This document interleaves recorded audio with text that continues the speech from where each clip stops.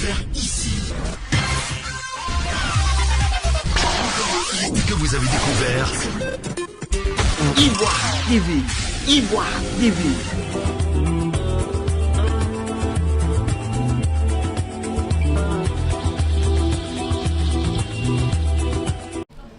Conférence de presse du procureur de la République d'Abidjan. Mesdames et messieurs de la presse, je voudrais, à l'entame de mon propos, vous adresser mes sincères remerciements pour avoir répondu massivement, comme à l'accoutumée, à nos invitations à prendre part à nos conférences de presse. Celle de ce jour s'articulera autour de 3 points. 1. L'enquête relative à l'attaque de la base militaire de Ndotré. 2. L'état des procédures ouvertes suite aux événements liés à l'élection présidentielle d'octobre 2020.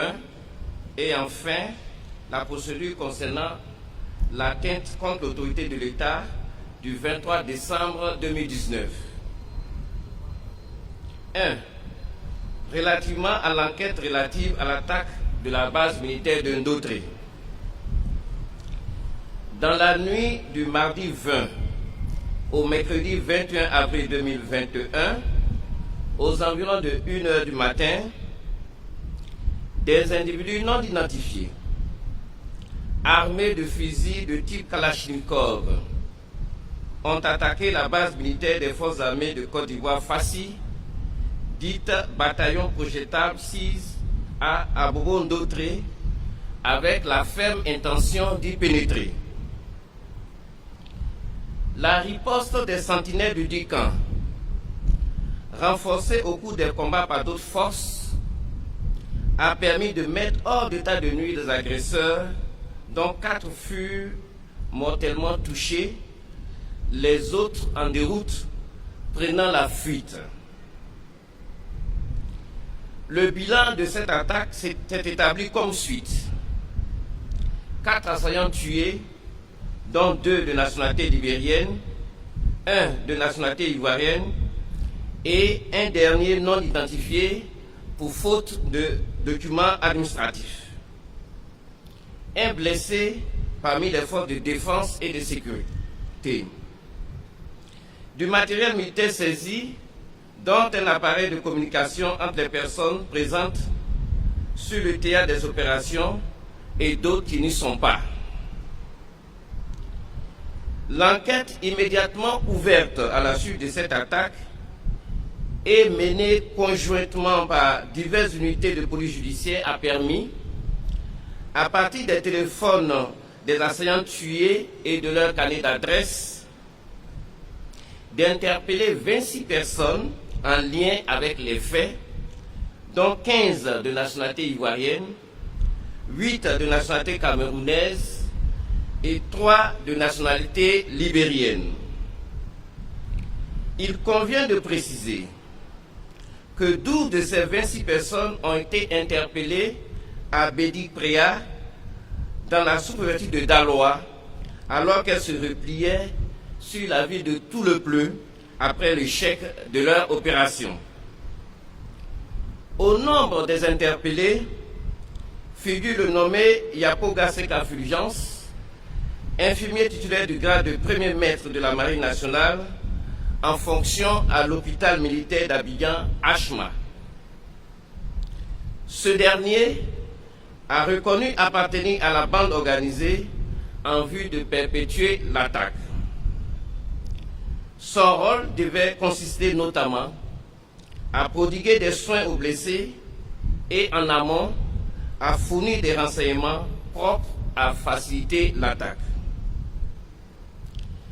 Quant au couple Guéhi Gérard et Aka Afia épouse Guéhi, il a donné asile aux assaillants venus du Libéria selon leur déclaration. Certains de ces assaillants, hébergés par leurs soins, ont été tués au combat, quand d'autres ont réussi à fuir après être revenus au domicile du couple Guéhi pour récupérer leurs effets personnels. Le nommé Koré Seri Évariste, déjà interpellé, jugé et condamné pour les faits d'atteinte à la sûreté de l'État courant en 2016, a hébergé une dizaine de personnes durant la période incriminée sans explication convaincante.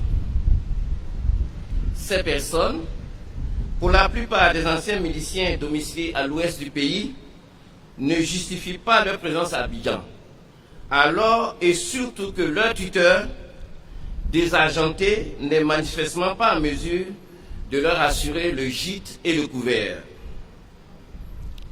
Le Libérien Rosler Saïné Rabouk et son acolyte, Tonali Joachim, dit Jackson Doé, ont pour leur part reconnu avoir été recrutés pour participer à des menées subversives.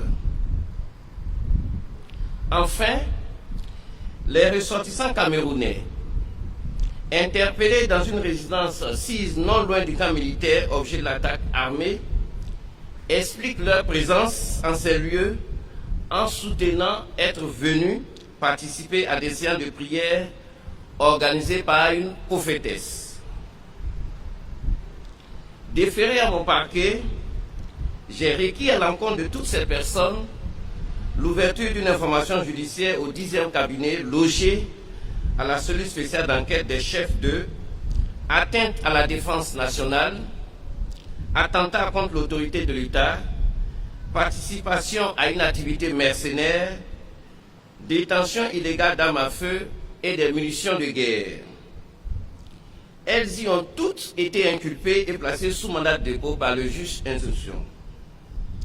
Les investigations se poursuivent en vue d'identifier, de localiser et d'interpeller toutes les personnes impliquées dans l'attaque de la base militaire de Ndotré. Vous avez découvert ici. Que vous avez découvert. Ivoire TV. Ivoire TV.